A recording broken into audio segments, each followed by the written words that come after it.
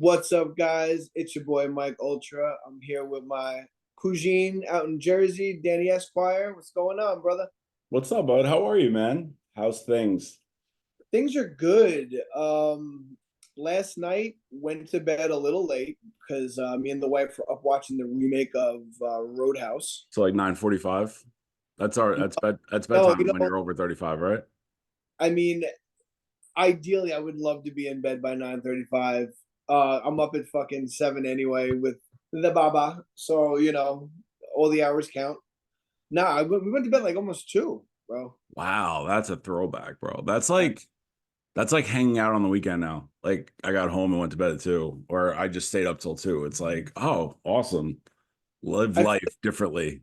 I feel like one of two things happens when you become a parent. It's either you're sleeping like the second your kid falls asleep at like 8:30, 9:30, whatever it is, or you can't sleep at all and you're up all night. Like there's no like, oh, I went to bed at 11:30.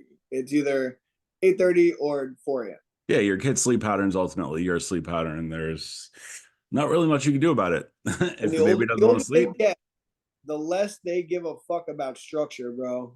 You know? I mean, But yeah, no, it was all right. So you kind of have to look at this movie as more of like a reimagining than like a straight up remake. Like his name is still Dalton. Um, so like, it's would you compare it like Point Break to Point Break, Roadhouse to well, Roadhouse? I don't fully hate myself, so I didn't watch the remake of Point Break. No Okay. Swayze, no Reeves, no Mike Ultra. I gotta tell you, That's it. He's out. I'm He's out. out. Uh, yeah. So they give like Dalton the background here. He's an ex UFC fighter who kills a guy in the ring. Who happened to be a friend of his. In the original movie, he killed a guy because he was like dating a girl or sleeping with a girl, and she was married, and the guy like came at him with a gun, and he killed him out of like instinct. But they don't give you in the original with Patrick Swayze. They don't give you like, is he like ex-military? Is he ex like Yeah, cop he's or a whatever? cooler. That's all he is. Yeah. Plain and In simple. the movie, Jake Gyllenhaal has no bartending experience. He's basically he like goes to like these underground fights, and when he shows up, people are like, "Yo, I'm not fighting that guy. That's the guy that killed somebody. Like, I'm not fucking doing that." And he gets money because they refuse to fight, so he wins the pot. And this girl who owns a bar in the Florida Keys, she goes there to get this character Carter Ford, who's in the movie for like 30 seconds, played by Post Malone, and Ooh. out in Skinny yeah, Post Malone or like chubby Post Malone? like in between Post Oh, okay. Malone. So that's And they probably seem been filmed, to hide bro. the fight, which is like this new technology they're using, which is supposed to like change the game for like choreography in like fight movies and stuff like that. But a lot What of does it people are do? it's really hard to explain. But what it does is it like Is it like bullet time? no. So what it does is it uses like a CGI scan and almost like a video game style where it like animates the person Hmm. and then removes it and then adds a digital overlay of the actual person to match up with the movements so it can get like more precise like connect on the hits and stuff like that without having to choreograph it and pull punches. It actually can make it so they're really hitting them because the CGI characters are actually hitting each other. Then they just overlay the actors. It you can tell it's CGI'd, and like Scott Adkins came out and like was like condemning it. But I think it's like the first movie to do it. So I think that the more the technology progresses, if it does How the progress, will how the become a fuck lot better. did George St. Pierre fight in Winter Soldier? Because that looked really real. Or unless the shield was like a factor in that I'm just like not thinking of. But I like mean, George St. Pierre is like an animal too. Like he's very Conor McGregor style. So oh yeah, no, dude, they probably did that old school, and Chris Evans probably or his stuntman or both probably took a few hits. Like they like I was reading something that they had to keep reminding um Connor. Conor McGregor to like pull his punches. He like hit a few people, but yeah, so she goes to like hire Post Malone and sees how intimidating everyone is by intimidated like by Jake Gyllenhaal's character. So he's like sleeping in his car. He's like got nothing. She offers him 5K a week to clean up the bar. He's never done it before, but he's got nowhere to go.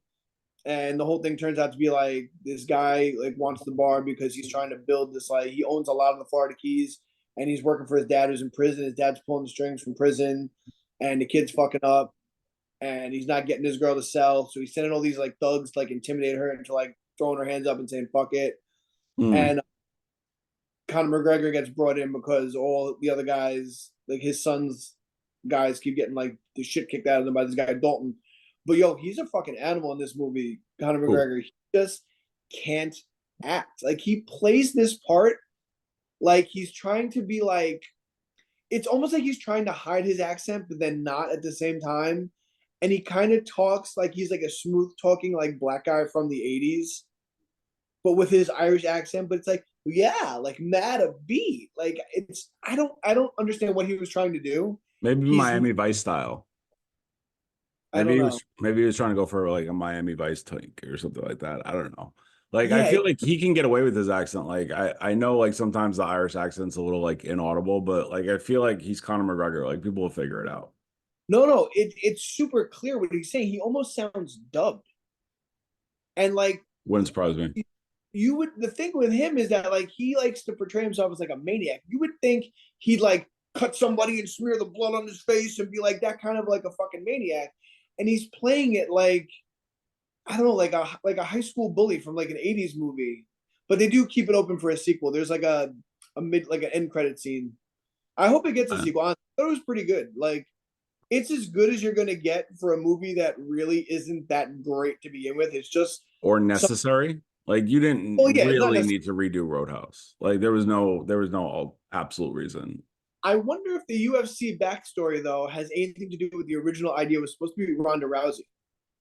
So I wonder if they just like removed her when her like star stopped shining and they fucking just you know put in another actor and just kept the backstory because that would make sense for her. Like she was a UFC star. Yeah, I feel like Connor's acting though was a direction. I don't feel like it was naturally him because I feel like the way I imagine he's the I forgot the dude's name in the movie, but he's the dude with like the denim that like actually can kick Dalton's ass. He's that guy, right? He is the Ish. equivalent of that. I get. Yeah. Yeah, I feel like Connor in his natural state could have done that. Like he didn't need any kind of fucking direction, narration, like motive. He didn't need any of that. So I feel like he could have just been who he was.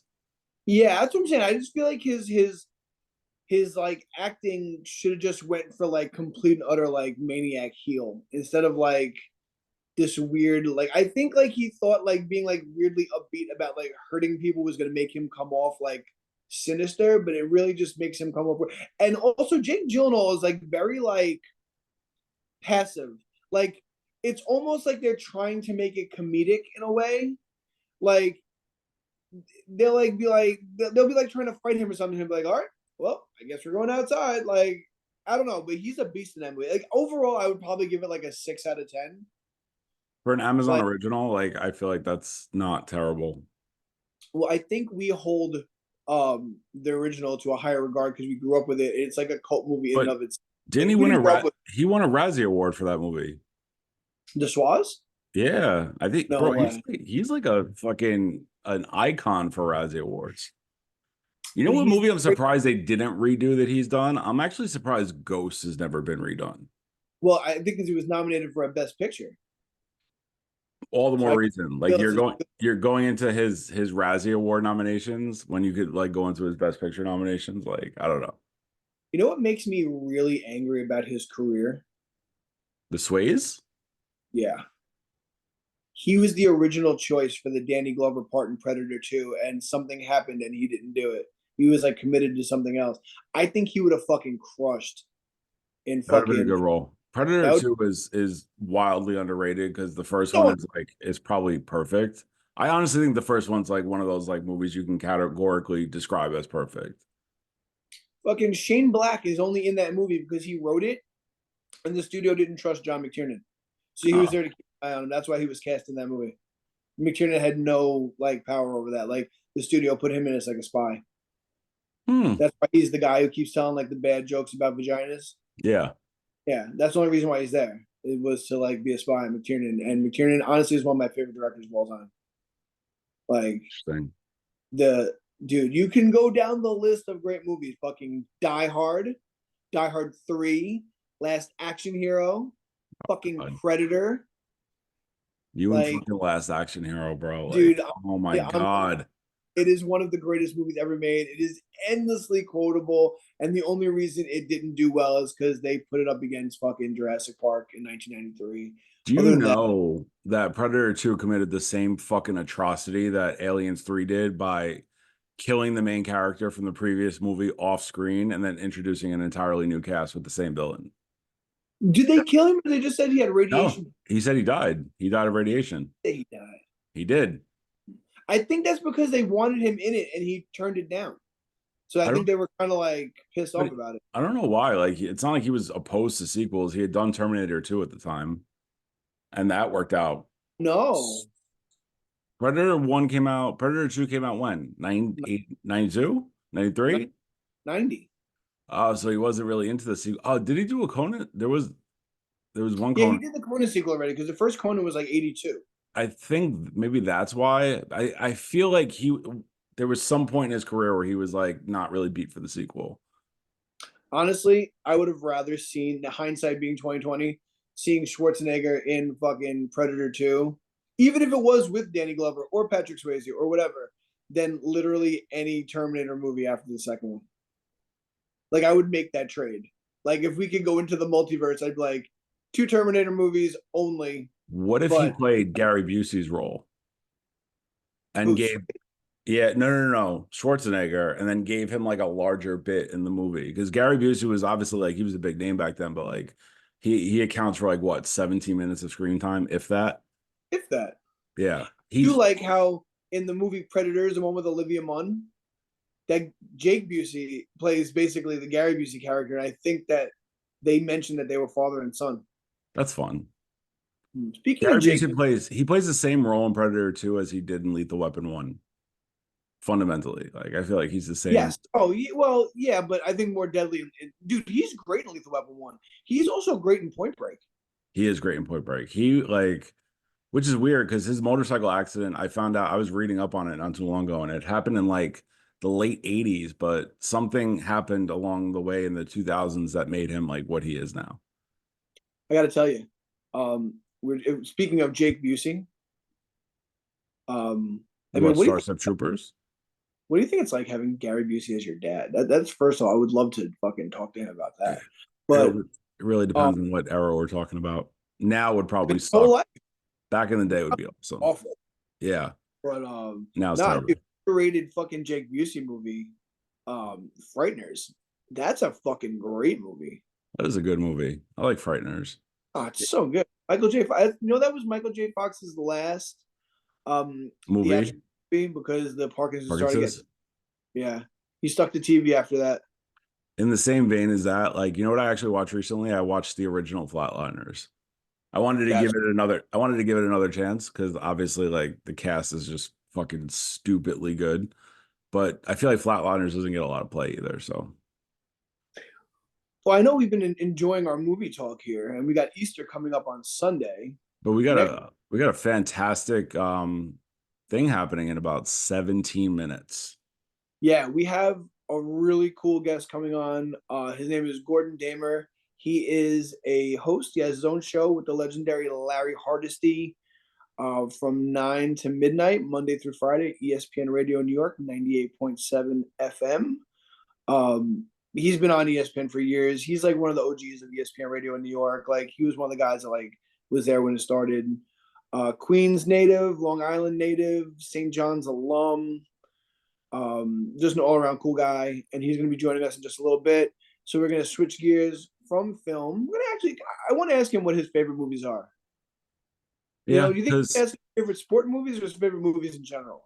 I feel like he'll have one of each. Like I was talking to you like for a little bit before this. Like I actually think Moneyball is like one of the most inspirational movies, business, baseball, sports, and like I'm not a huge avid sports fan like you are, but I thought Moneyball was expertly done, bro. Like I really like the theme and how they kind of like structured that movie. I'm not gonna lie. I like to think of myself as like a sports guy who kind of knows what he's talking about. I really hope I don't sound like a jabroni talking to Gordon Damer. That would be so embarrassing. I think I would just stop watching sports altogether. Oh, that's fine. I mean, at the very least, you have somebody that knows almost nothing about sports riding co-pilot. So whatever you think is your shortcoming, I promise you I'll deliver. Fantastic. I can't wait. I'm in the Uh, trenches taking grenades, John. In the fucking trenches. But this is cool. Like, this is what this is all about showing people that like we are universally appreciated by most people. So I mean, you know what? We're trying our best. So let's I'm gonna send over the information to Mr. Gordon Damer, and then we'll see him in a few minutes. You know, see what he has to say. very He didn't even exciting. comment on my shirt, man.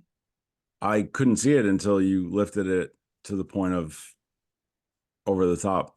Yeah, I'm sitting in the rafters here at Yankee Stadium. What can I say? The original one, no less. No, that's the new one. It's got the old Hess sign and Casio and the original AT&T sign. I feel like that's the old one. No, it's the new one. See that the black right there? Mm. That's Oh, the Mohegan Sun. yeah. Yes, it is, sir. Yes, it is. Who So you but seen, WB Mason? Weapon? you seen any good movies lately? No, but I actually had something fucking awesome happen. So Awesome. you and I have spoke. I haven't really spoke about it on the channel, but I've been going to the gym like pretty heavy. Like I definitely rep Orange Theory like 100%. And they recently did a transformation challenge where the goal was like how much body fat and muscle mass you can add across Mm-hmm. 8 weeks. About 150 people participated. There were 2 men winners, 2 female winners. And I did take one of the male winner spots. Did you? I did. What Nice place? thing. Bro, yeah, 32 pounds. I lost about almost 7% body fat. Wow. Yeah, dude, it's wild. Like I could I ran my fastest mile I've ever run, which was 10 minutes. So I shaved about 2 minutes off that. I literally rode more than I've ever fucking rode in my life. I think I rode 7,000 meters in like 4 days. It's terrible. Dude, rowing is highly underrated. It is It's incredibly hard on your shoulder muscles, your biceps, Bro, your it's the only workout that works out 78% of your muscles simultaneously. 78% of your body is worked out through rowing. It's crazy. But yeah, it also makes you want to throw up too. So like there's that. But like I could run like 2-3 miles now, like like nothing, huh? irrelevant. You know, it's cool. Well, I like it. I like being able to do that. It's a good feeling. it is. The accomplishment factor is like the thing that people get like I think addicted to. I mean, obviously it releases endorphins and whatnot, but I think when you start seeing results is where people like start getting like addicted to like working out. You know what's another thing that will help you lose body fat? I don't think I told you this. My parents went to a restaurant down here, an Italian restaurant in Angelo's, Eating and shit food will make you lose dude, weight. they served my mother fucking completely raw veal. They had like a veal rollatini. And my mother was like, yo, like this is raw. I can't eat this. And you know what their answer was? Do you want me to bag this up so you can finish cooking it at home? Like what? Like, I don't dude, we both spent like a lot of our lives in the restaurant business. Like, that's wild to say to somebody. I can't Like believe somebody had the audacity to say that. That's the craziest shit I've ever heard in my life. can you imagine like anybody we worked for, owner or manager, like heard us say that about raw food being served to somebody? And like No, my is with them. So like they don't know that the baby's not eating it.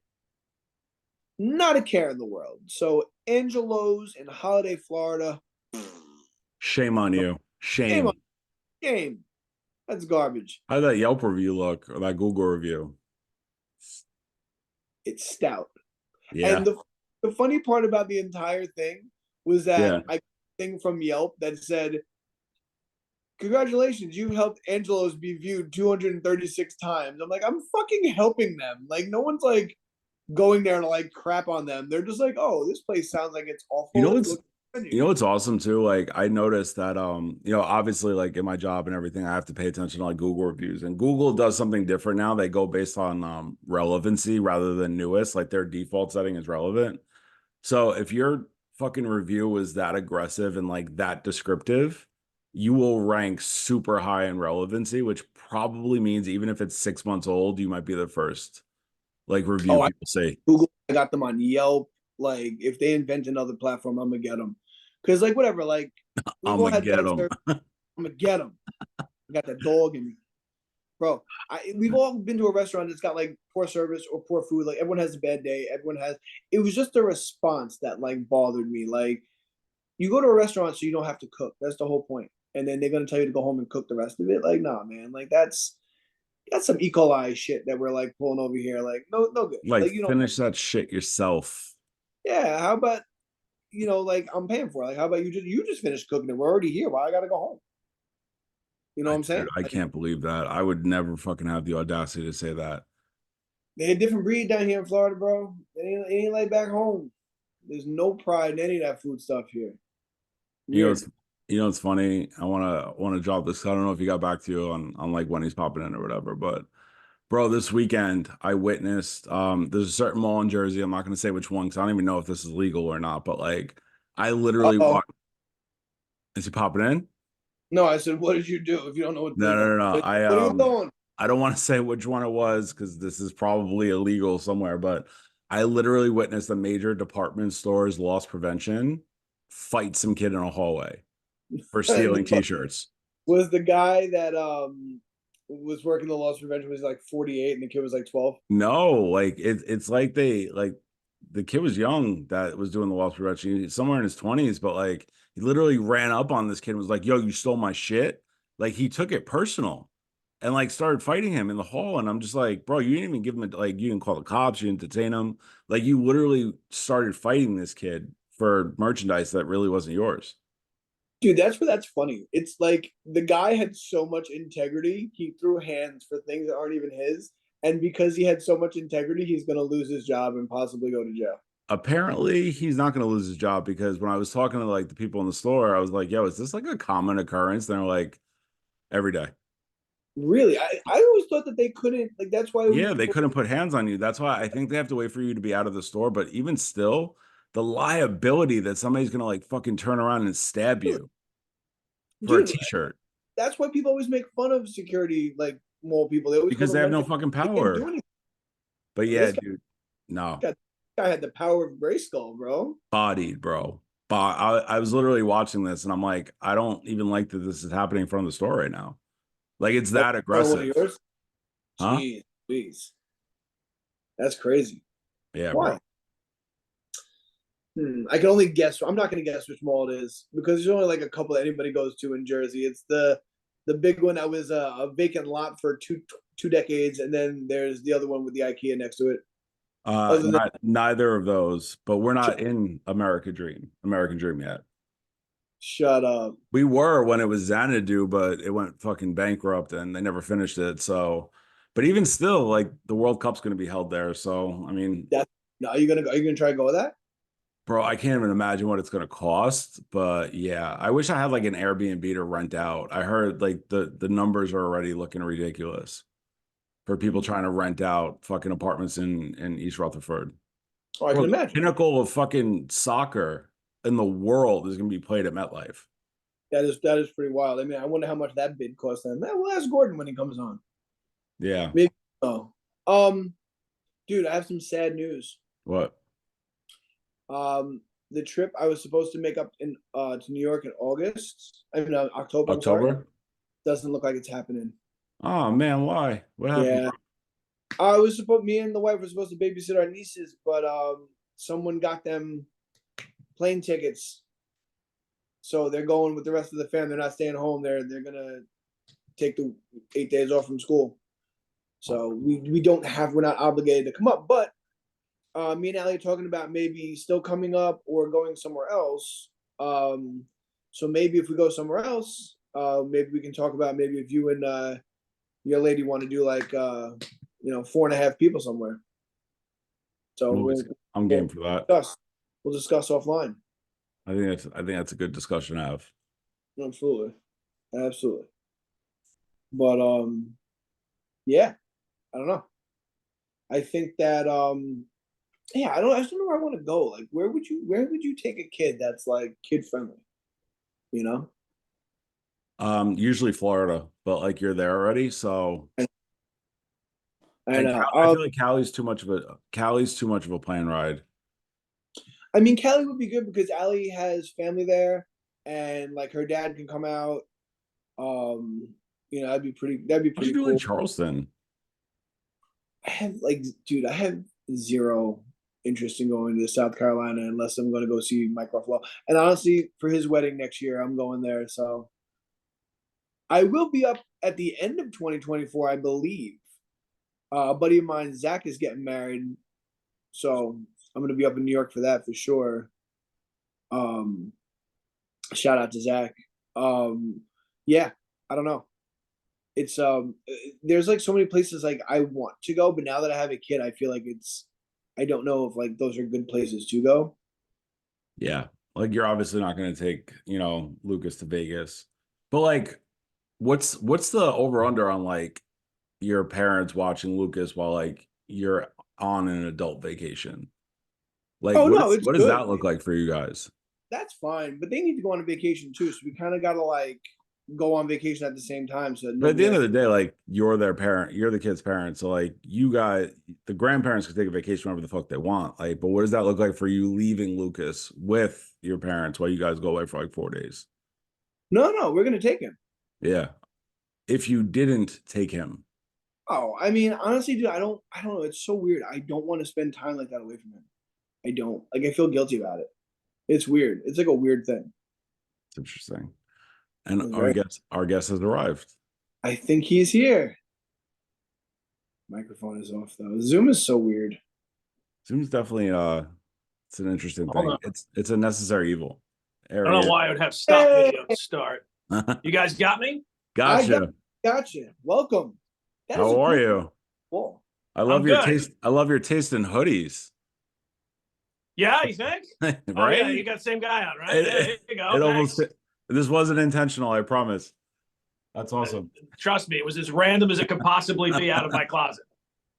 I'm representing Caitlin Clark over here.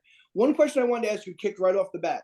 This is like one of the first times the women's tournament is actually probably got more eyes on it from a fan perspective than the men's. Do you think that that'll continue if Caitlin Clark and Iowa get eliminated, or is it solely based on the fact that she's in the tournament?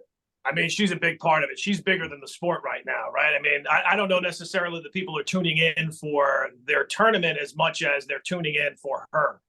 It's not that women's college basketball has all of a sudden exploded. It's that Caitlin Clark is this phenomenon, and everybody wants to go see her. Ticket prices have been that way. The ratings have been that way. So I think as long as she's, maybe if they get to the Final Four and get eliminated, it won't be a huge drop off because at that point, maybe people that are watching or have bought into other parts of the story.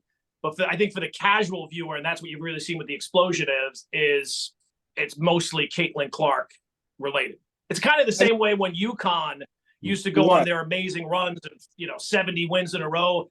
They were kind of bigger than the sport. Now look, at the time, there is a drop off, but you do kind of hold. It's almost like when the NFL put that game on Peacock, right? Like when the game was over, a lot of people dropped out. But there are some people that kind of held on, right? So I think each time that something big comes along, there's a residue of it. I got to be honest with you. Social media really tends to show how like shitty society can be sometimes. I saw people like when she broke Pistol Pete's record, people were like, "Oh, well, it's not a real break of the record because the sport is completely different and the competition is different, and a man will never break Pistol Pete's record because they only stay 1 or 2 years maximum now in men's college basketball." And it's just terrible that she did like this incredible thing, and like people just go like bowl over themselves to try to take it away from her. It's such a weird thing. I mean, look. Unfortunately, in the chase for equality is not always great, right? Like there's part of equality is now you're going to be part of all these stupid arguments that we concoct, right? To tear down whoever is starting at the moment, LeBron, Judge or Otani, like all these stupid arguments that sports talking heads and all these shows kind of come up with. This guy's not great. This guy's not in the Mount Rushmore. This guy's not top 10. Well, in your chase for equality, you're going to now be thrown in to all those stupid. Now it's better than the alternative where people aren't watching, but that's kind of what equality is. Now unfortunately the downside is you're going to be part of all those stupid arguments. Actually, I was listening to your show the other day. You and Larry Legend over there, Larry Hardesty. What's it like working with a legend like him? Not to downgrade you because you're a legend in your own right, but Right. Also your GOAT bracket I thought was really cool, which brings us to, like you were saying, I was scrolling through that. I was scrolling through that the other day. I thought those were great. The GOAT brackets were phenomenal. Like King Joffrey. Well, we still have half of them to go, and I think that there's going to be a lot of controversy in who got number 1 seeds, who didn't get number 1 seeds. Because if you think about who's left, there's like 6 or 7 people who could make an argument to be a number 1 seed, and we only got 2 number 1 seeds left. It's very difficult. And that's one of the things you find out whenever we do any of these brackets. People are like, "Oh, we like the idea, but you screwed up all the seeding." And it's like, what is the source to definitively come up with the number 1 seeds of GOATs in every avenue? So I think it's fun. I think we had a good time working with Larry. It's a complete pain in the ass. No, of course not. Larry's the best. Larry is a great guy. Everybody loves Larry, as I always say on the air. He makes everything easy. He's just so cool about everything, and he gives he's one of the few people, he might not like me saying this, who has a little bit longer perspective. He's a little older than I am, so sometimes when there's things that I wasn't aware of, in the 70s or the Knicks championship runs, he can always kind of provide some insight into stuff like that. I mean, he has the patience of a saint, especially with Richard, the dentist guy. I mean, I love Richard listening to his calls, but yeah, they talk like they're best friends from like high school, and Larry has a lot of patience for it. I give him credit for that. Yeah. So you Larry's he's the best. If you, I think it's Bill Murray. Like, if a dog doesn't like somebody, I trust the dog. But if a person doesn't like the dog, wait, like if you don't like Larry, there's something wrong with you. It's not an indication that Larry's done anything.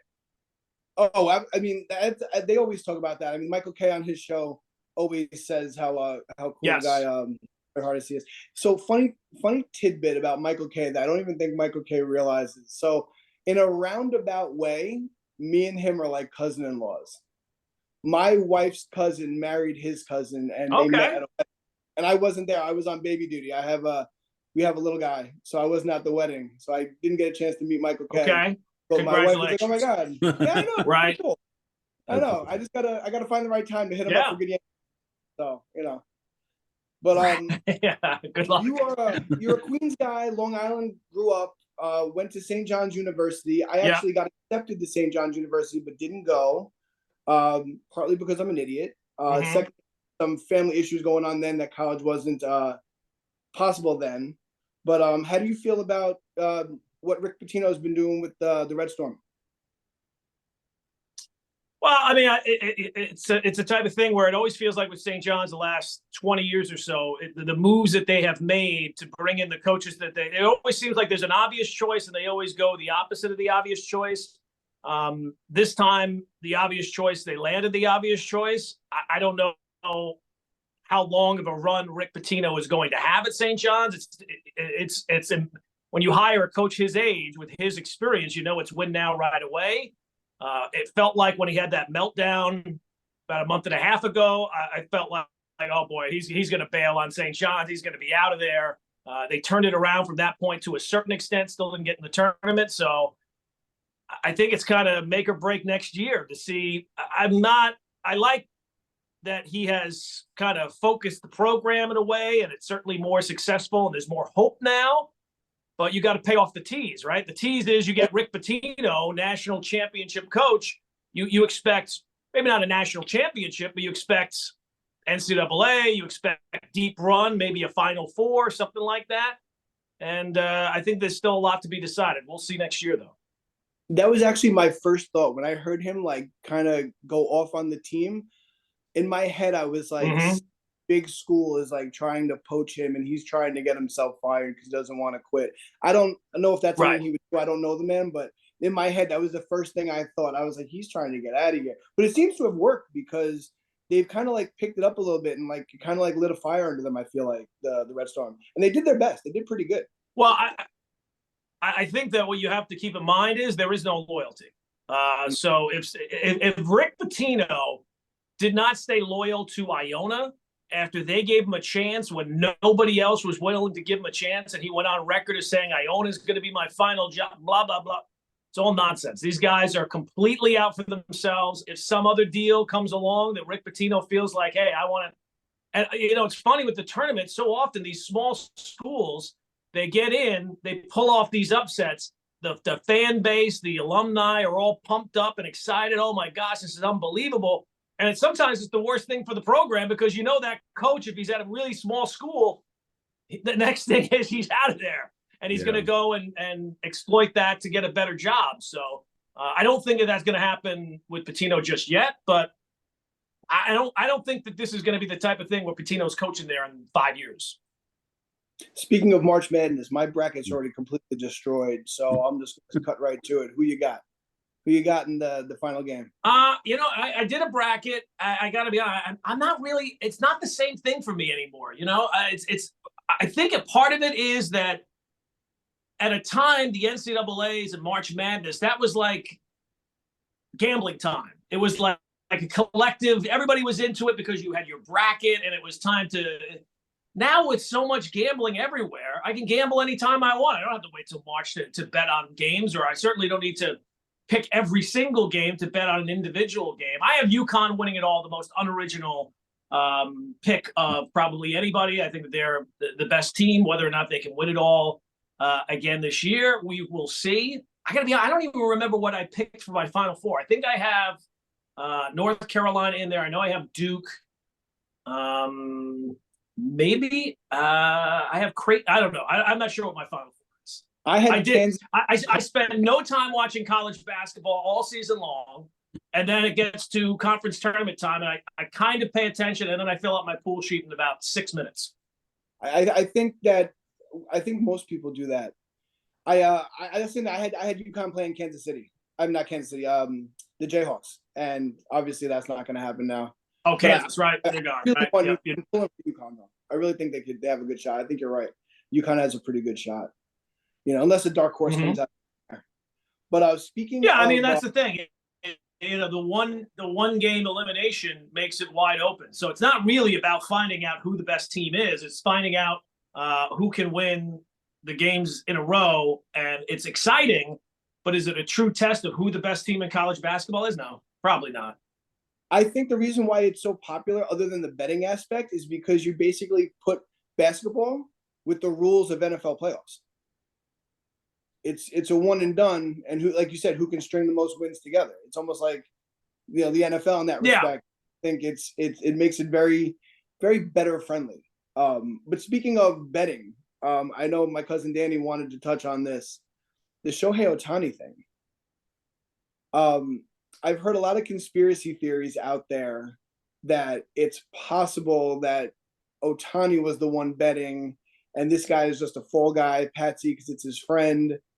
And I don't know. I don't know what to think. I mean, obviously, we had that scandal way before we were born with Pete Rose.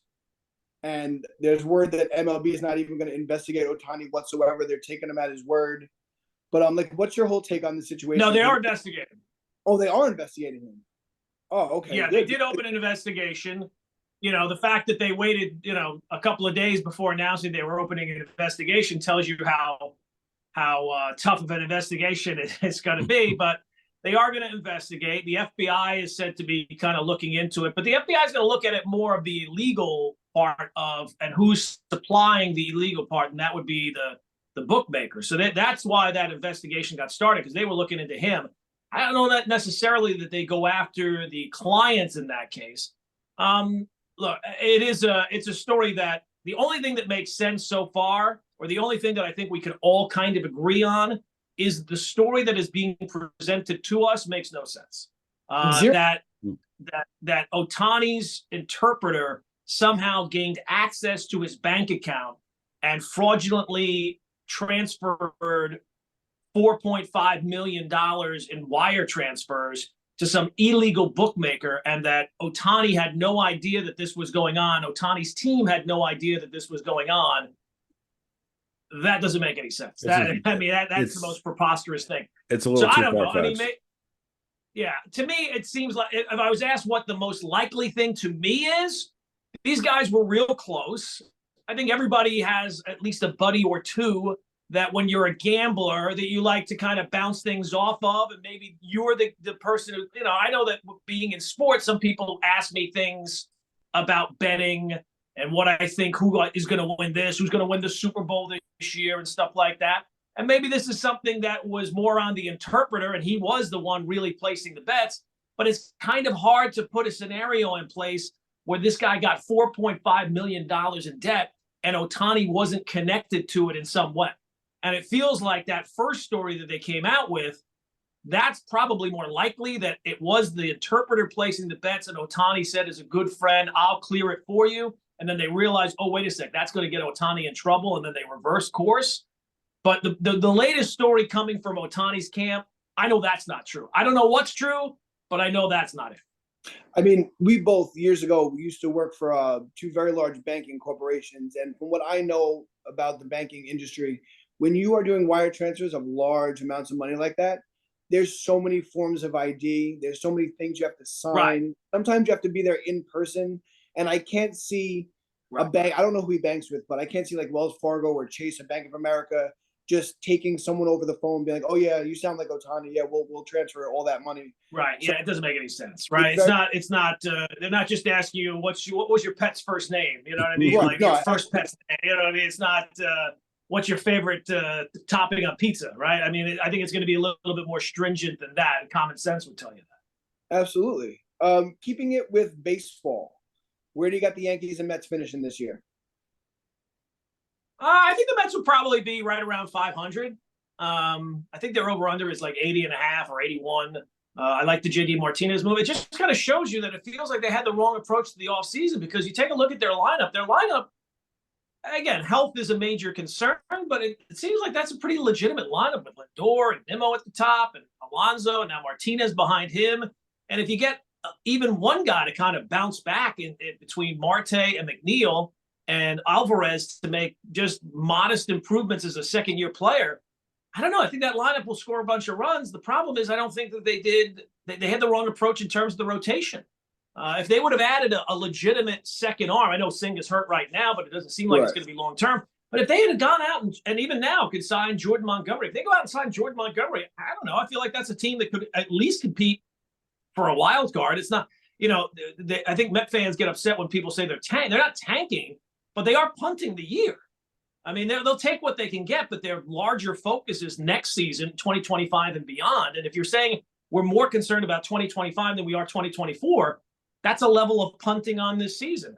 Yankees, I don't know what to expect. I don't think that they're the best team in the American League East. I don't think people are aware as of yet how good the Orioles are and are going to be. The Orioles are going to be, they have followed the blueprint of the Astros. They tanked for a couple of years. They took care of drafting really, really well. They're loaded with young talent. They got more young talent on the way. Like they were able to do last year. That wasn't really because it was in some parts the young talent, Gunnar Henderson and Rushman, but they got a lot more young talent on the way. So I think the Orioles are by far the clear favorites to win the American League East. And so if you're saying that the Yankees are not the favorites to win the American League East, they might be competing for a wild card. I still have a lot of scar tissue from last year to see things go as poorly as they have.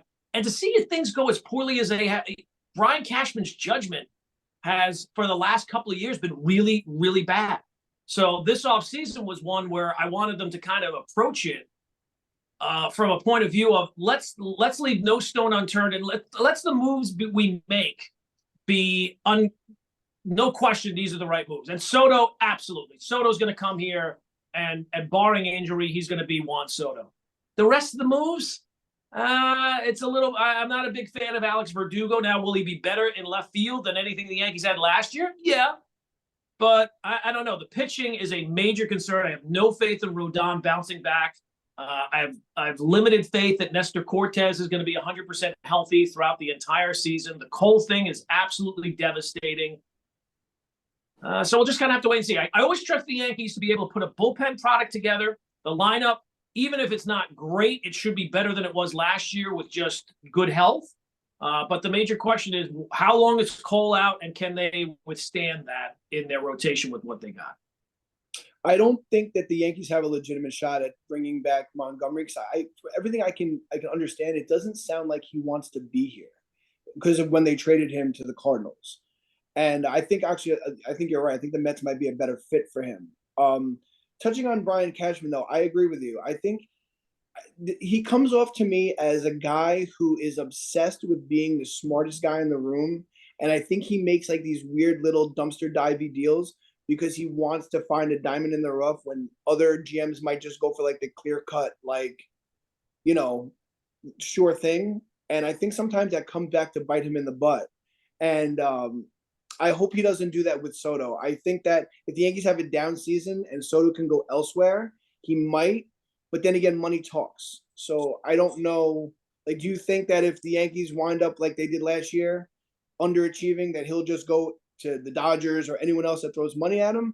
Or do you think, matches? Yeah, I mean, I think look, he's got Scott Boras as an agent, so money is probably going to be the number one factor. If the Yankees were to have a really bad season, I could see some team coming in, and I could see even if the Yankees have a really good season, if Steve Cohen says we're going to give you $650 million for 10 years, it don't matter what kind of season the Yankees have. I think Cashman's problem is really, it's not, I do think that he has a sensitivity that it feels like he doesn't feel like he gets the credit on moves that they make, and he is kind of trying to be the smartest guy in the room. But really, I think what's hamstrung him is he can't operate within the budget he's been given because of previous moves. The contract for Stanton is kind of hamstrung him. They got some really big contracts at the top, and given the budget, which is a sizable budget, if you can't win with the budget that they have, that's a problem on you. But he's locked in on certain contracts, which forces him, and I think this is what you saw last year, if I got big numbers up top, I'm going to have to scrimp someplace else. I'm going to have to find bargains other places, and it leads to a situation where you have no depth. If you have a whole bunch of stars, it's going to be harder to have a whole lot of depth, and they didn't have any depth last year. And then when the stars went down, like when Judge goes down, you're kind of screwed. And look, this year they lead the league in ifs, right? If right. Rizzo is 100%, if Glaber can have a contract year kind of bounce, if Volpe can take a step forward, if LeMahieu can stay healthy, I mean, they're loaded with ifs and plenty of ifs in the rotation as well. So I don't think that they're going to completely fall off the map. I think last year was kind of a worst case scenario. So they'll probably be about 85 wins, and they'll probably be in the mix for a wild card. And the Yankees have showed you that if they're playing meaningful games late in the season, they're content with that. I have no issue with Giancarlo Stanton. I mean, he's been a good soldier. I mean, I remember his first or second game as a Yankee, they booed him. He's always said the right thing and done the right thing. But I personally feel that when you had Bryce Harper there, a known Yankee fan, saying he wanted to be a Yankee, he's a little bit younger than Stanton. He has a little bit better of an injury history. And you see him in the playoffs. I mean, Stanton has showed up in the playoffs, and it really hasn't mattered. But I mean, Harper is like the heart and soul of that Phillies team, especially in that World Series. Like, he played his ass off. I mean, he's learning first base and playing it at a decent level. Like, I really think that he would have been like a better fit for that Yankee team. And he also can play the field as well. Yeah, I mean, I was on record at the time saying I did not want Stanton. I felt like it was a duplication of Judge. It was right-handed. You wanted a left-handed hitter. And I just don't like those contracts. And look, I'll be honest with you. I'm a little concerned about Soto long-term. When you're trying to project long-term and you're talking about 8, 9, 10 years, you have to be careful with what type of, what is the progression going to be for that player? So if that player is a shortstop or a second baseman or a center fielder, chances are if they have some athleticism, Freddie Freeman is a good example. Yes, he's a first baseman, but he hits for a high average. He does a lot of things really well. He's a good fielder. He's a good base runner. He's got a high batting average. Those players are generally going to age far better than the one-dimensional sluggers, and that's what Stanton is. He's a one-dimensional. He's a power guy. He's never really been a great fielder. He's never a guy that's going to run the bases really well. And I think that this actually kind of relates to the Mets with Pete Alonso. I know Met fans want Pete Alonso's side. Oh, I don't care.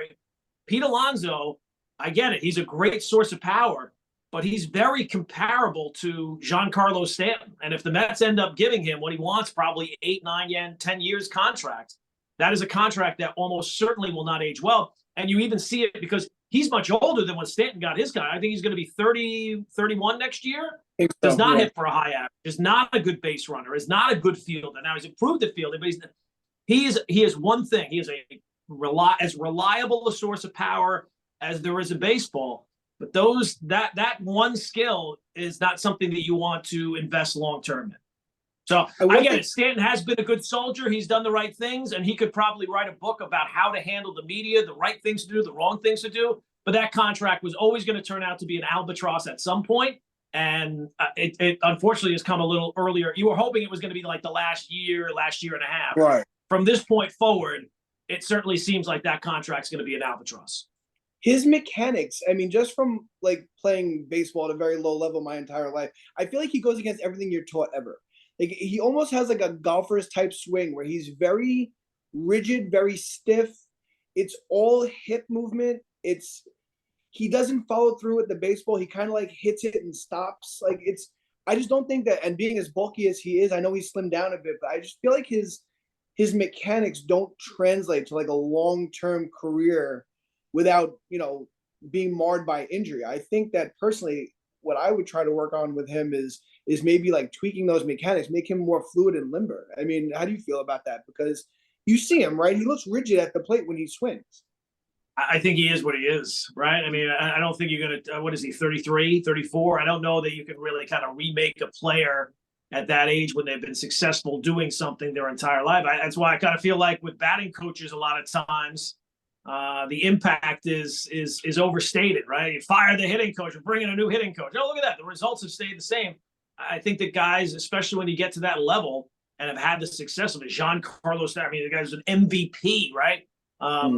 I don't know how much you can really kind of remake. And I think a lot of it is just kind of locked in to the type of player that he is. He was never going to be now, look, I think he'll still be successful to a certain extent. I don't think he's going to stop hitting home runs. I think he'll still have an impact if healthy in the lineup. I just think that as he ages, you're going to see less of the good and more of the bad, right? Like he would have stretches where he'd go on a 2-week hot streak and it would kind of boost the team and give them a whole bunch of wins because he was hitting home runs, it felt like, every single day. I think those type of things are going to be fewer and far between.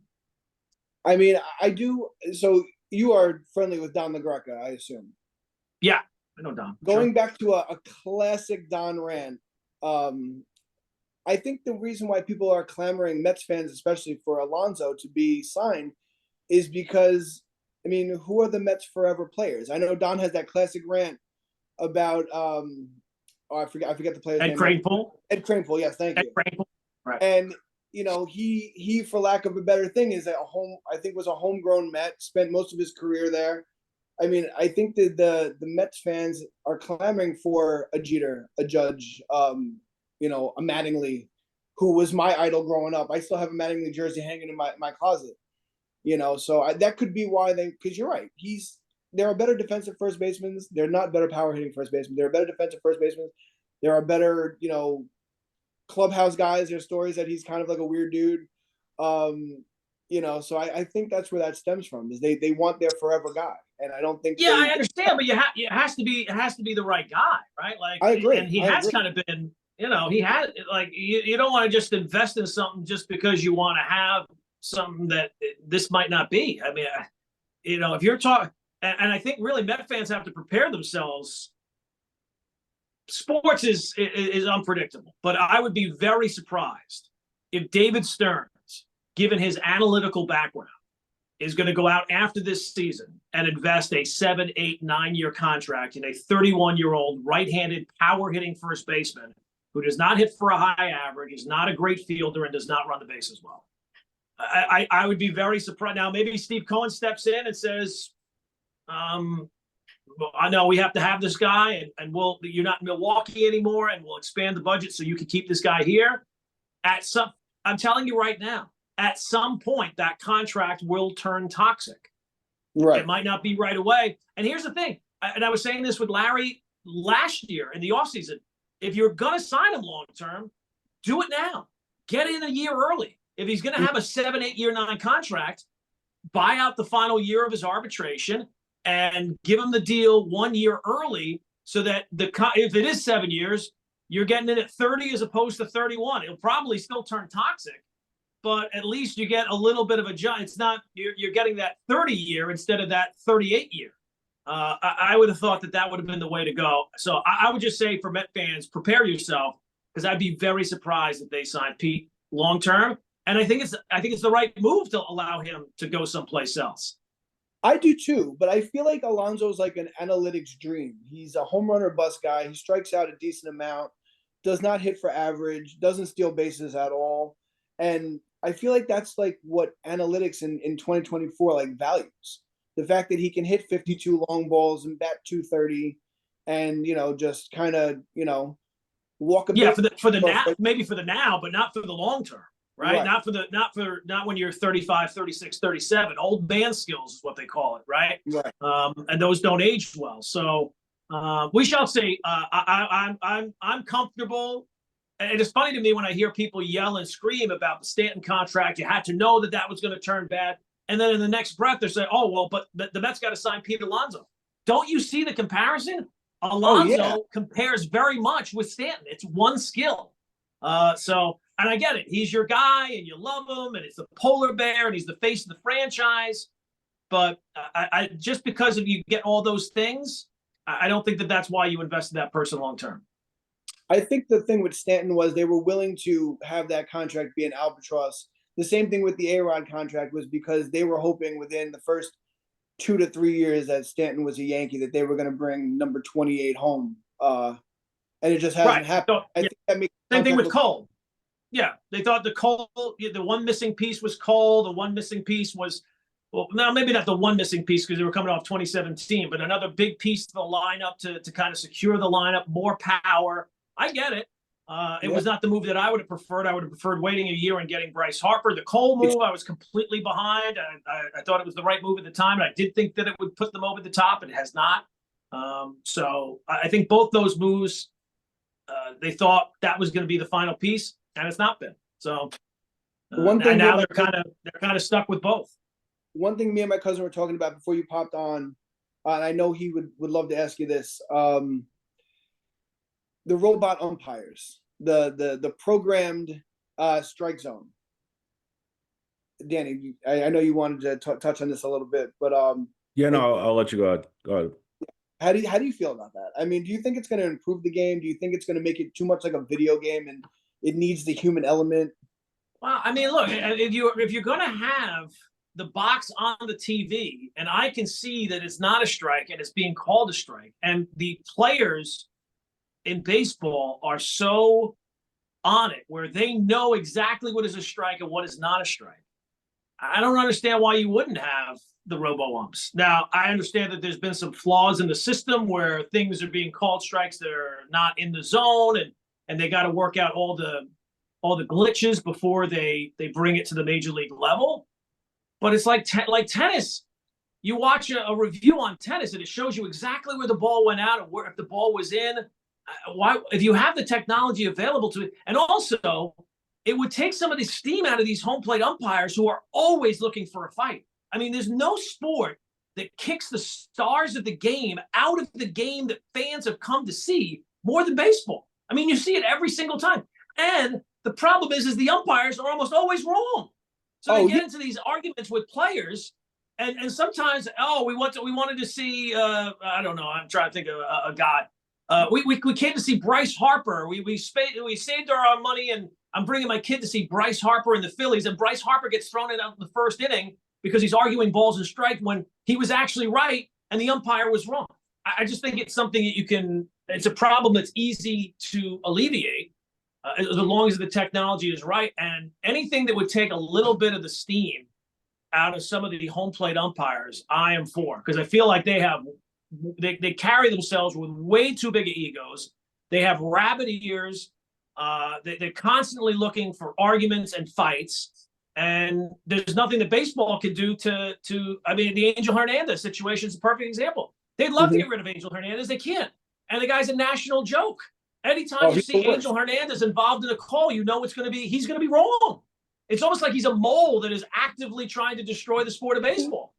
So if you could, anything you can do to kind of bring in technology that takes it out of the umpire's head, and even if the player still argues the call, the home plate umpire would just say, well, simply, it's out of my hands. I'm just relaying the information. I have no, it kind of cuts off the argument there. So I'm actually in favor of the robot umps.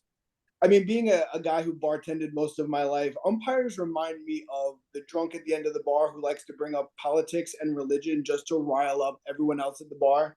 You're right. They always are looking for a fight. I think it's like it gives them like a sense of purpose, or like their 15 minutes or whatever it is you want to call it. But baseball is very impressed with itself. It carries itself like church almost, very sacrosanct. And they've emboldened the umpires over the 100+ years baseball's been around. And you're right. It's almost like they graduate umpire school, like just with this air of like, I know more about the sport than you. You might make $70 million a year, and I probably don't even make $60,000 a year. But I'm good. Your ass is mine. Don't even look at me the wrong way.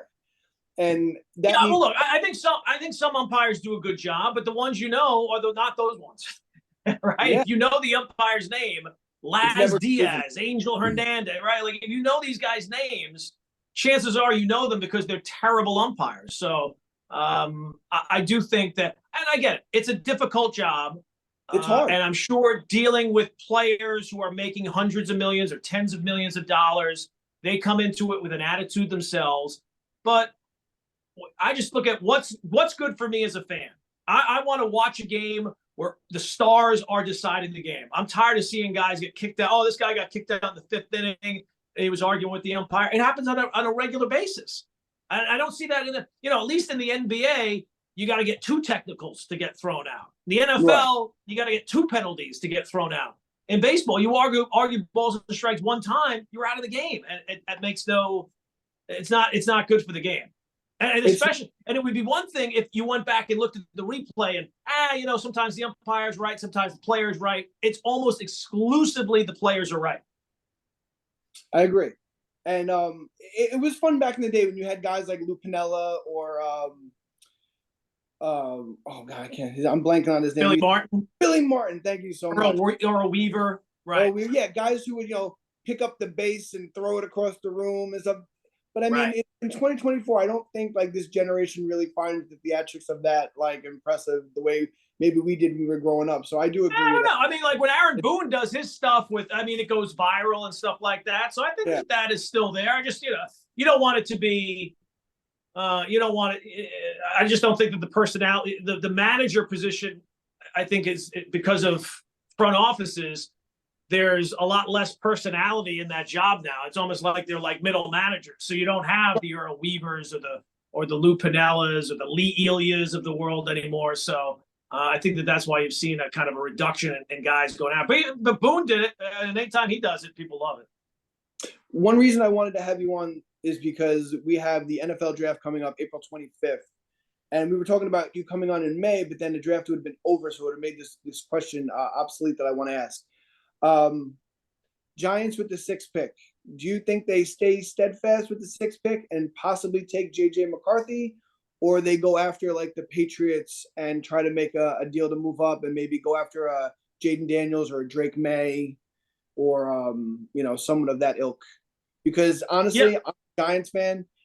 Daniel Jones, I think when Gettleman drafted him, he was looking for an Eli clone, and I don't think that was the right move as a PR move, because everyone loves Eli, but not so much a good football move.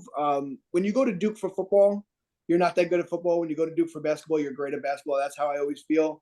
And I think they probably could have gotten Daniel Jones in the 2nd round. They didn't have to take him with 6. So I'm hoping that the Giants don't mess that up this time around. But back to your original question, where do you see them going with their pick? Well, look, I don't know what they will do. To me, just looking at from the outside, trading up in their position would be, to me, a huge mistake. And really kind of taking a quarterback at 6, even if they stayed at 6, I feel like it's kind of deja vu all over again, where they're going to bring in a guy who's not going to be surrounded by a ton of weapons. He's not going to be surrounded with the best offensive line in the world. It's kind of a questionable coaching situation as well for moving forward. I think that the Giants front office has got to be honest with itself and maybe honest with the ownership. This is not a 1 year. This is not a 1 year fix. I think that they would be much better served if they're going to stay at 6. Take a wide receiver, take a skill position player, tight end if they can move down. The best move to me for the Giants would be to move down. They have to hope that that J.J. McCarthy or Drake May is still on the board at 6 and somebody is desperate to move up. Vikings, Broncos, maybe Raiders, I'm not sure. But that would be the ideal situation. I don't know if that ideal situation is going to exist. It feels like the Chargers at 5 are kind of open for business, if not the Patriots at 3. Where the Giants are at right now, trading up and trading away future assets to draft a quarterback who is going to come into probably the least talented skill position group in the NFL, when you've also now further hurt your chances of adding to that in the future, either with picks this year or picks in the future, I think would be it would be a disaster. I think that would be the absolute wrong move. The Giants basically need everything on offense. They need a number 1 receiver. They need a starting tight end, because Darren Waller, even if he bounces back next year, which seems kind of unlikely, it's a 1 year thing, and he's not a long-term piece. You took your shot last year. It didn't work. He was hurt all the time, and he's already contemplating retirement. So that's not a great sign. I think you do need to find a feature back in the later rounds, 2nd, 3rd round. You probably still need to improve the offensive line. I mean, bringing a quarterback in to that situation feels like a huge mistake, and one the Giants have kind of already made before with Daniel Jones. Right. So I don't think that Daniel Jones, we always look at teams that draft quarterbacks in the 1st round. Oh, this guy's good, this guy's bad, as if they're finished products. Right. It depends on the situation you bring them into. So, I'm not a fan of J.J. McCarthy. I wouldn't want the Giants to draft him. But if the Vikings drafted J.J. McCarthy, I'd feel a whole lot better about it, because they have some skill position players there. They have at least a middle-of-the-road offensive line in terms of NFL ranks. They have a couple of good backs already. They got an offensive-minded coach. So we always look at quarterbacks when they get drafted as if, it's either yes or no, very black and white. I think that certainly these guys are failed by the organization and the situations that they find themselves in. And it's about putting them in the best situation you can have. And the Giants, that is not the Giants right now. They have to be honest with themselves and say I think that they could bring in Caleb Williams to this situation.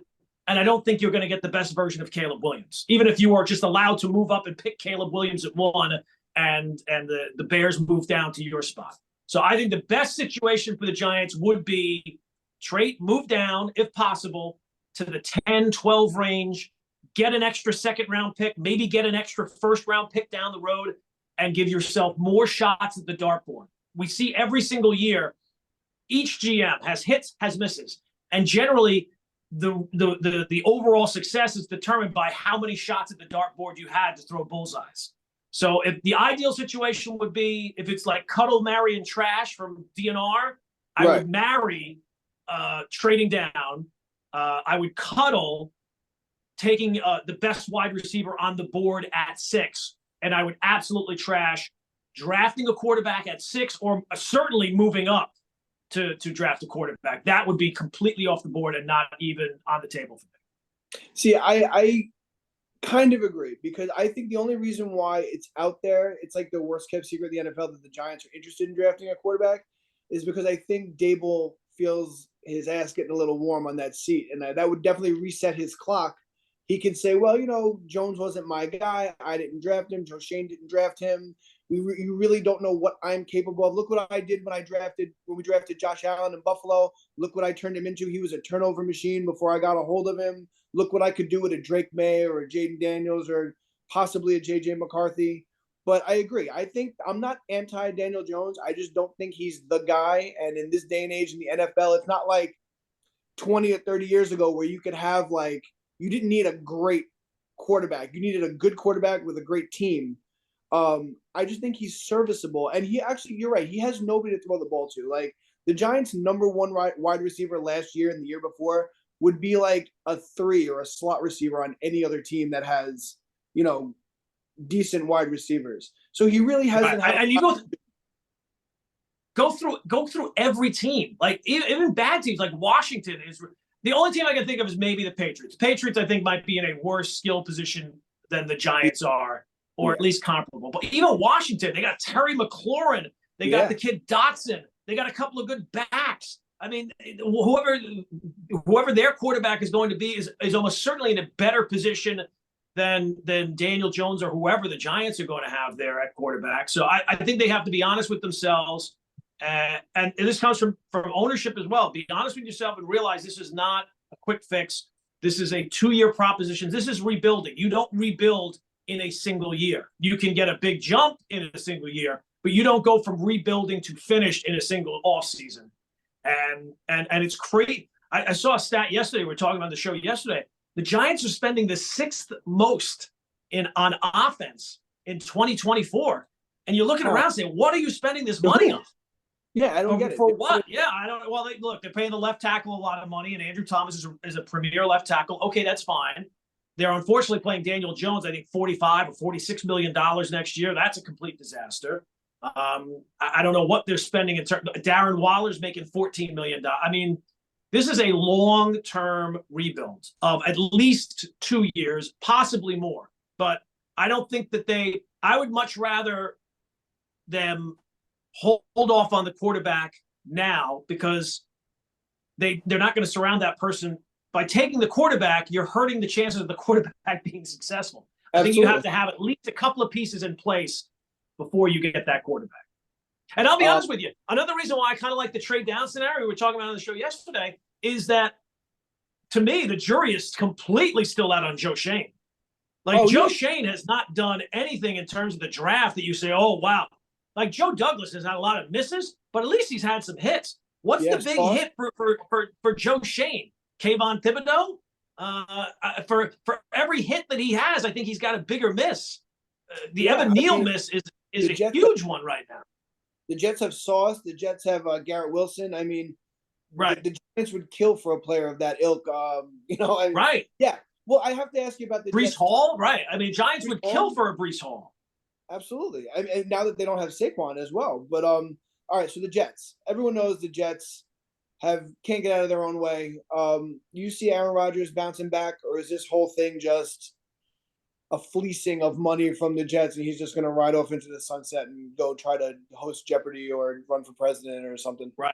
Well, I mean, the fact that it's the Jets, I think you kind of know how this is probably going to go. Now, look, I do think that Rodgers can come back and be healthy next year, but you just take a look at the things that you're stacking. Like we talk about the Yankees with ifs, right? You got to stack all these ifs on top of each other and hope that more of them come out to turn out to be exclamation points than question marks.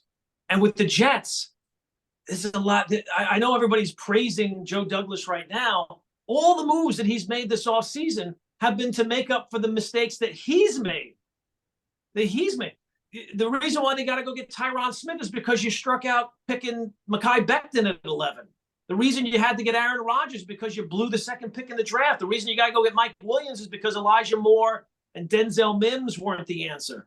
So with the Jet, like, who was the last guy that came to and I've been asking this for days, who's the last guy that came to the Jets, either through trade or free agent, and they were the best version of themselves health-wise? Like, they had questions health-wise in other places. They came to the Jets, and all of a sudden they were healthy, and we didn't have to ask about questions about health. Tyron Smith played 13 regular season games last year, didn't practice so they could keep him healthy, and even then he still missed 4 regular season games. Like, what's the over-under on his games next year? I don't think it's 13. No. 10? And I was Bart Scott, but Bart Scott was a stud on the Ravens. Right. So, he was always healthy. He was always good. Yeah. No, he was always good. LaDainian Tomlinson, but I mean, he was at the end. He was always good, right? Like I'm talking about guys who had health questions. You got them because there were some major health questions, and then they came to you, and the health was not an issue. I don't think it's ever happened, and it's not like exclusive to the Jets. I think that's the case for any team. Right. Well, football is a 100% injury sport. It happens to everybody every single game that's played. You know, it's so yeah. I totally agree. The Jets go 7-9, 8-8 this year. There's probably going to be a complete regime change. Who do you think that's available could actually, for once, right this ship, or at least get them to be respected? Yeah, I gotta see how it plays out. I'm on board as saying I don't think it's 100% guarantee that if they go 7-9, 7-10 or 8-9, that Joe Douglas would get fired. I think that Joe Douglas has at least the possibility, because he's the voice in the ear of Woody Johnson. That I think that I wouldn't be on board with this idea that they're just going to blow it up. I don't know that Woody has the stomach to completely blow it up again. Now, if they win 4 games, then it's of course they're not gonna roll it back. But I still think that Joe Douglas, because Joe Douglas has things that he could point to the owner and say, well, look, I know it hasn't all been good, but I did draft this guy and I did draft that guy, and this piece is here and that piece is here. We're not that far away. We just need a little better health, right? Like the thing, Cashman. He's going to pull a Cashman. It's just the injuries that have held us back. I think the Jets could be a playoff team this upcoming year. Now, I don't think that I'd be surprised if they win the AFC East, given all the questions about health. I would be surprised about that. But if they're a playoff, and here's the thing, if we all agree that if the Jets miss the playoffs, everybody's gone, then we'd also have to say if they make the playoffs, everybody's back. Right. And I don't know necessarily that that's the right. Now, I don't know if that's the best case scenario either. Nobody digs a hole like the New York Jets, I got to tell you. So right before we wrap up, we like to talk about movies and such on this podcast. Sure. I need your favorite movie of all time and then your favorite sports movie of all time. My favorite movie of all time. Favorite movie. Now, what are we talking? If I see this movie on, I'm staying on that movie? Like rewatchable? Or are we talking about first experience watching it? No, I'm talking like you're Tom Hanks in Castaway and you stumble upon a TV and a DVD player with a battery that you can watch something with. What movie you taking out of your backpack? Well, look, I mean, I could give you the standard ones of Godfather, Godfather 2, Goodfellas, Shawshank is certainly on that list. I love Jaws. Jaws was my first love. You never forget your first love. If I was going to go off the board a little bit, and something that is completely rewatchable anytime I see it on, all those would probably be on any given day the number one. But if I wanted to go off the board and give you something a little more unique, I would give you either Shaun of the Dead, which is one of my absolute go-tos. I love that movie. I think it's a perfect movie. I saw Quentin Tarantino talking about it recently. He thought it was a perfect movie, which made me even more confident that I was right. So that's one. Once Upon a Time in Hollywood, the Quentin Tarantino one from a couple of years ago, that's another one that's kind of gone up my list. And then if I had to say another one that's kind of off the board or off the beaten path, King of Kong, Fistful of Quarters, which is a documentary about 2 guys competing for the all-time high score in Donkey Kong. It's absolutely phenomenal. It's a little under the radar, but that would be, if I had to give you ones that are off the beaten path, those would be the 3.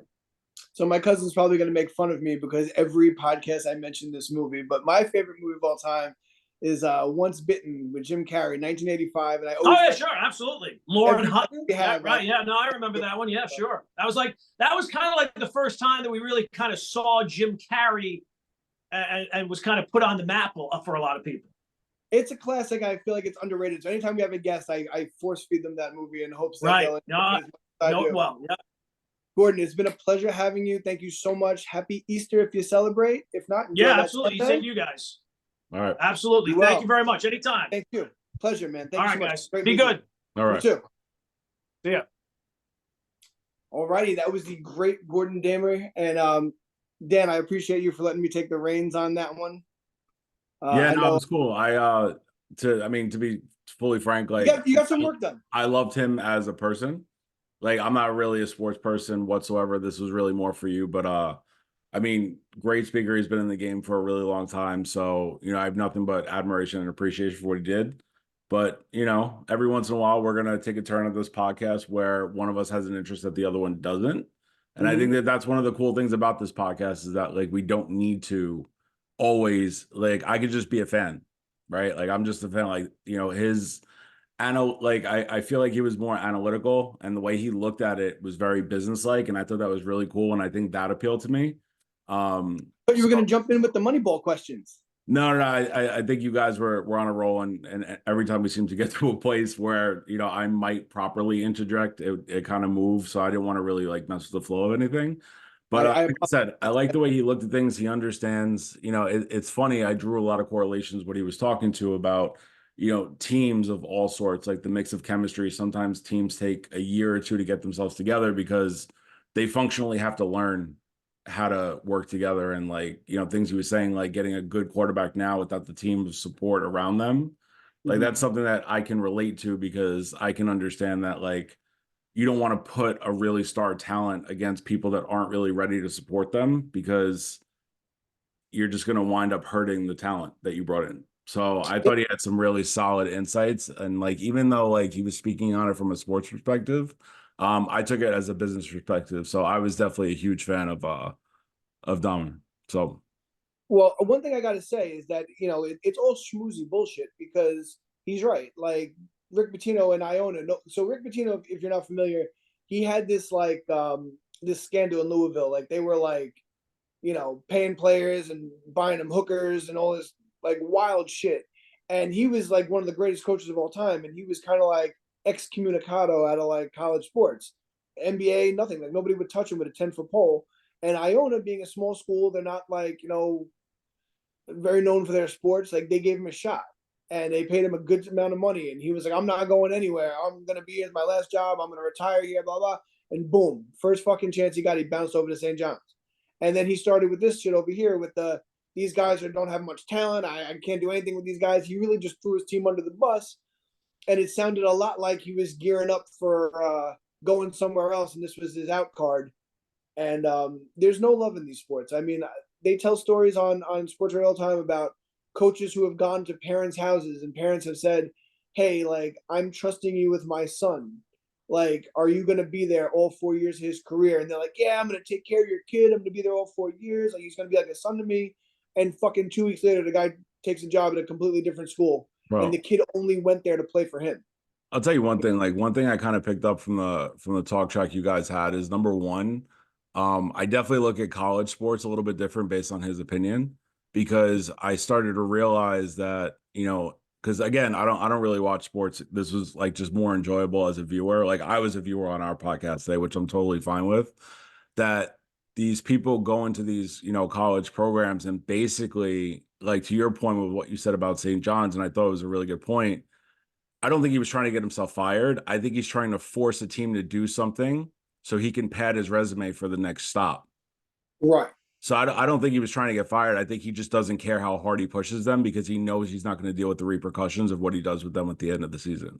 And I think if he can take them anywhere, it'll help him to try to wash the stink off of his other scandal. Yeah, it's a no lose scenario. He can talk to them however he wants because he doesn't intend to be there. Whatever he's going to make happen and manufacture this season will effectively protect him and it'll insulate him because he's planning on going somewhere else. The other thing is when you guys were talking about the robotic umpire and a lot of the statistics and I was really thinking about the complexities of, if you look at baseball, right? 10-year contracts, 162 games, not including playoffs. How do you even factor in the deterioration factor of not only are you calculating for 162 games, not including playoffs, but you're also not considering the spring training. People are literally playing 7 months of the year, 10 years. There is no way that contract is worth any. I don't think there's a successful 10-year contract by definition, especially with the game as analytical as baseball. You also have to hope what these guys are doing in the offseason. These guys aren't doing some crazy shit getting hurt. Like Aaron Boone was supposed to be the starting third baseman for the Yankees after 2003, going into 2004. He played basketball like an idiot. Yeah, and he fucked his knee up, and then that paved the way for A-Rod. I mean, he violated his contract and it got voided. But I mean, I think you the only don't one that's even on trend for a successful decade contract is Trout, right? He's it. no, No? he's. I mean, he's played one playoff game. He's arguably one of the greatest players to ever pick up a ball and glove and a bat. He's injured often. I think he's missed like the equivalent of like a season and a half, like throughout his career. He's making $413 million over 13 years. I mean, he's worth every penny, but he gets hurt a lot. It doesn't translate to wins. That's where baseball is much different than football and basketball. You have a Tom Brady-esque quarterback, a stud or Mahomes, and a good wide receiver, and you can, unless you're complete fucking morons, you can at least punch your ticket to a wild card spot. Same thing with basketball. You get a LeBron, you get a Kevin Durant, someone of that player, and they have decent role players around them, they're going to be good. Baseball, you can have an all-star team and not be any good because it's all about how you play as a team, and then also the one-on-one batter versus pitcher, ground balls, fly balls. It's too much to coagulate to translate. I'm gonna give you like just from his talk track, like I thought of an example. And I think this is more for you because like I'll be honest, like I'm more at a caliber that like one, you're my cousin, so you're not gonna like completely play me out if I don't know what I'm talking about. Opinions are valid. I want you to know any question you would have asked, you would have been good money. No, I know. But again, I was a fan and it got me thinking. But like if you take a look at these three ball players, right? Ken Griffey Jr., A-Rod, Ichiro. Take a look at those three.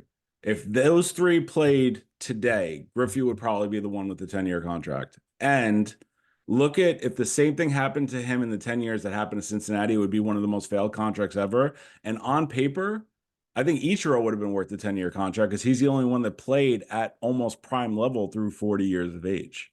And he also coming from Japan, where he had an extensive career in Japan. I mean, he has almost 5,000 hits combined between major leagues and Japan leagues. I don't think there's a person alive that would say Ichiro deserved a 10-year, $100 million plus deal over the other two. But on paper, with how their careers progressed, I feel like Ichiro would have made the more sense. Ichiro would draw. If Ichiro came out today and it was like year one for him, he wouldn't be valued because he was a base hit guy, he was a speed guy, and he was a hit for average guy. And analytics only likes the three possible outcomes: walk, home run, strikeout. They don't give a shit if you bat 300. They don't give a shit how many stolen bases you have. It's all home run, walk. It's all on base percentage. But this is why Moneyball was genius in its own right. It's why the Boston Red Sox broke a tradition modeling that system. And they said it. It ruined baseball. It ruined it. There's no more gut checks. There's no more sitting there and saying, all right, like they have a rule in baseball, 3 times through the rotation, you take the pitcher out. Once the batters have seen him 3 times, the percentage of them getting hits or walks goes up. Back in the day, guys used to pitch complete games. It was like, you know what? Dude's throwing gas. He's on. It doesn't matter if he faces this, how many times he faces this guy, he's going to do well. And analytics takes all that out. And baseball needs that human element. It's the most organic out of all sports because it's 9 innings. It's completely situational. Everything unfolds. There's no time. There's no clock. Well, there is now. There's a pitch clock now, but things minute to minute change. Like the way you play with nobody on base. Now there's one guy on with 1 out, one guy on with 2 outs, 2 guys on with no outs. Like there's so many variables in baseball that it needs that human element. Because like I said, like the outcome changes like batter to batter, pitch to pitch. And it's something that you have to have a feel for. Like the game has a heartbeat, and they're trying to predict the outcome before the game is played. And I think that, numbers help. I mean, we do it all the time. Working in restaurants my whole entire life, you look at the numbers from last year, that shows you how to staff for the same day this year. It shows you how to order. It shows you all kinds of things. But I mean, I think ultimately, That's the evolution of the game. You could argue the same thing that Curry changed the game of basketball, and Oh, he did that. the three has way more longevity than driving a lane, which means players stay healthier longer. They Mhm. can go longer on the contract, and it winds up changing. And I don't think the data is wrong. I just think that the data evolves so fast because nobody knows how to factor in the terms and length of these careers anymore. They want to push back the 3-point line because of how crazy. I mean, look at scores, dude. Just the average, I think, like even like 20 years ago, 15 years ago, like the average score was like 94 points. Yeah, Now now it's like, we've seen 140s. yeah, somebody's going to score 200 one day. Nobody plays defense anymore because it's not valued. It's chucking up threes, and everybody travels, everybody carries. Like it's the rules have become very lax in basketball, except for fouling. Everything's a foul. You fart near the guy, and it's a foul. So yeah, sports have evolved, and we can't always be beholden to what we grew up with because then we're just the old men shouting at clouds. Like, Yeah. it is what it is. Things evolve, but I have no problem saying that I enjoyed it more when I was a kid because baseball felt like something you could do. You know what I mean? It felt like you could use your gut and use your eyes, and now it's just all math. Like the people who decide this stuff are no longer the managers. It's some kid with a college degree from Yale in sports management or economics is like running the team. He's never picked up a baseball in his life. Yeah, I think there's a certain amount of common sense that's left out, and there is a gamble, right? Like somebody could have, a 300 RBI. It doesn't, whether they get on base that time or not is not really going to ultimately impact the 300 average for their life. Like Mm-hmm. the bro, it's like infantile, like how much that'll impact. So it's like data comes with a certain amount of correlation. Correlation comes with a certain amount of gamble. At the end of the day, they're all still trying to figure it out. So I think that it's interesting to see where it goes, but I think he had a point. I think the robo umpire is great, and even if they can't get the technology really right, I mean, the box that's on screen, you could literally have somebody calling it from across the field. Like it doesn't need to be in, you know what I'm saying? It could just be in that aspect. And dude, not for nothing, man. Like you're in the business world. Like numbers can be manipulated to show the outcome that you want. Yeah, I could show You can anything. manipulate to show the information that you want. You can make yourself look good. Because the problem, here's the thing, and I learned this from Excel, right? You could have a formula that you're trying to build that says something, right? The second one number is off, even if it's like 0.1, but you have 17 other numbers that rely on that variable, which could have been a mistake, you tell a completely different story. Right. So I mean, it's cool to see how it shapes up. Sports definitely excites me from, more of a business world than the activity. I mean, I love soccer, but I mean, I still think we're another 5 or 7 years away from having soccer really start to stand up to football and baseball. I don't think it's there yet, at Dude, I couldn't least even in the tell you US. where the Major League Soccer in America plays. Like I have no idea. It's like hockey to me.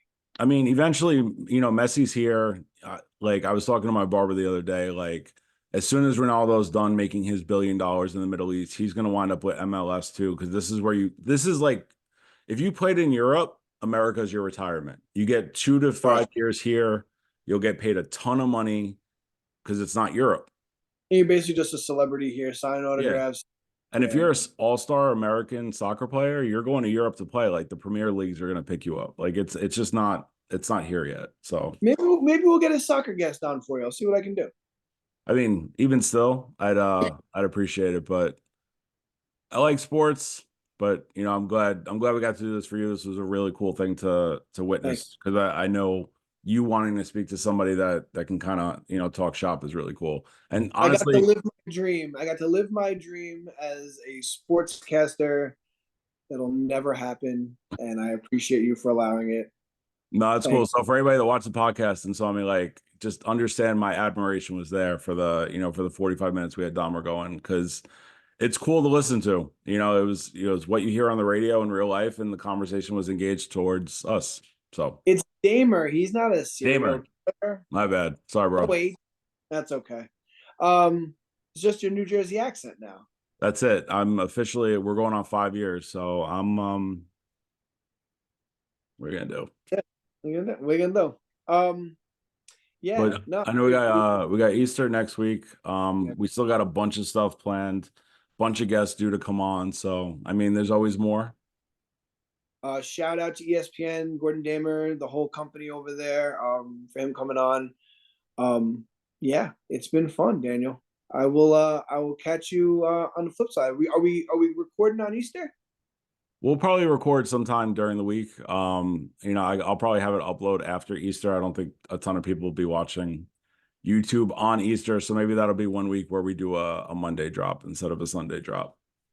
That sounds good. We actually one of our upcoming guests over the summer is going to be ex-Royal, ex-Met Brett Saberhagen. We're trying to work that out with him. He is only available like Thursdays and Mondays, so we might have to work that out. Yeah. But cool. Yeah, man, it's been a blast. I appreciate you for letting me live my dream. I appreciate it. All right, Guys, well, this has been the Pretty Foolish, and we appreciate you. We'll see you next week. see you guys.